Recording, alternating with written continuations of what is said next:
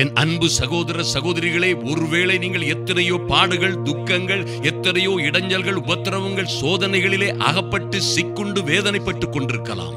ஆனால் உங்கள் பிள்ளைகளுடைய வாழ்க்கையிலே, உங்கள் வாழ்க்கையிலே, உங்கள் குடும்ப வாழ்க்கையிலே அல்லது ஊழியங்களிலே, கையின் பிரயாசங்களிலே எத்தனை துன்பங்கள், உபத்திரவங்கள், பாடுகள், வேதனைகள் எல்லாம் உங்களை ஒருவேளை மலை பாம்பு போல் சுற்றி சூழ்ந்து கொண்டிருந்தாலும் சரி, எத்தனையோ பொங்கி வருகிற புயலை போன்ற, சீறி எழுகிற அலைகளை போன்ற பிரச்சனை உங்களை சூழ்ந்து நின்றாலும் ஒன்றும் உங்களை சேதப்படுத்தாது.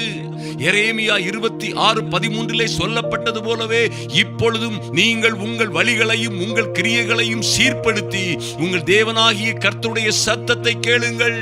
அப்பொழுது கர்த்தர் உங்களுக்கு விரோதமாய் சொன்ன, செய்ய நினைத்த, செய்த தீங்குக்கு மனஸ்தாபப்படுவார் என்று வேதம் சொல்லுகிறது. நீங்கள் நிச்சயமாய் எல்லா சிக்கல்கள், சிரமங்கள், ஆபத்துகளிலும் இருந்து விடுபட்டு ஆசீர்வதிக்கப்படுவீர்கள்.